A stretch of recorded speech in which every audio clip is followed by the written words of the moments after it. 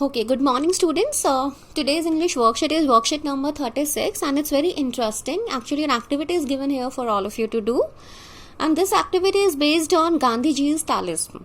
गांधी जी तालिस्म मतलब गांधी जी का एक यंत्र कह लो, मंत्र कह लो, या उनका एक टोटका कह लो. तालिस्म होता है ना, एक्चुअली तालिस्म का जो हिंदी में मतलब होता है वो होता है ताबीज.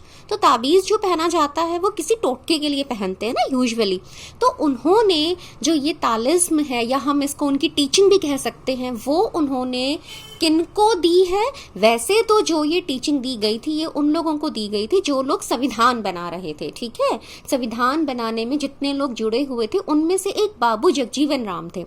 तो वो उनको कुछ डाउट्स हुए, है ना, कि हम जो ये संविधान बना रहे हैं अपने देश के लाखों करोड़ों लोगों के लिए, तो पता नहीं वो लोग इसको कैसे, उनके लिए वो कितना हेल्पफुल होगा या नहीं होगा. यही डाउट्स उन लोगों को थे. और वही जो बाबू जगजीवन राम थे वो अपने बाकी मेंबर्स के साथ गांधी जी के पास आए अपने डाउट्स लेकर. ठीक है, जो उनको शक कुछ हो रहे थे ना, शंकाएं थी कि क्या होगा क्या नहीं होगा, तो वही अपने वो डाउट्स क्लियर करने उनके पास आए.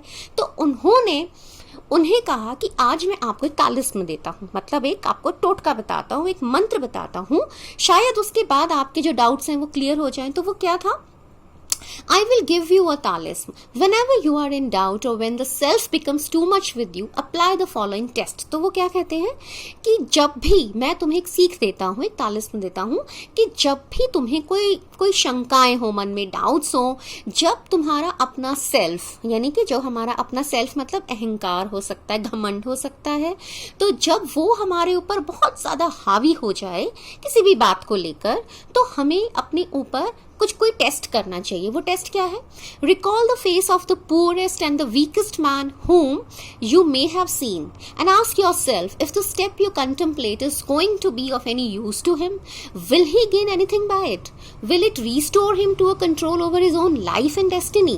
In other words, will it lead to Swaraj for the hungry and spiritually starving millions?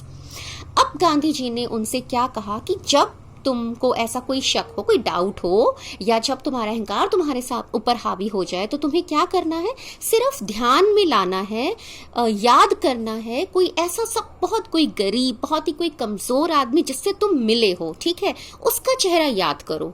ठीक है, और फिर अपने आप से पूछो. कंटेम्पलेट करना मतलब अपना, जैसे हम कहते हैं ना, आत्म मंथन करना, अपने आप से पूछना. क्या पूछना है? कि जो भी काम मैं करने जा रहा हूं एज अ लीडर, कि भाई मैं कोई बड़ा काम करने जा रहा हूं या मैं कोई छोटा काम करने जा रहा हूं, मतलब मैं जो भी काम करने जा रहा हूं, will that work is going to be of any use to him? क्या उस काम का उस व्यक्ति पर, है ना, उसके लिए क्या कोई यूज है? मेरे इस किए हुए काम का उस पर कोई यूज होगा? क्या वो मेरे इस स्टेप का जो मैं उठाऊंगा उसको कोई फायदा होगा उस स्टेप का? Will he gain anything bye it? है ना, क्या उसे उसका कोई फायदा मिलेगा जो काम मैं अब करूंगा? Will it restore him to a control over his own life and destiny?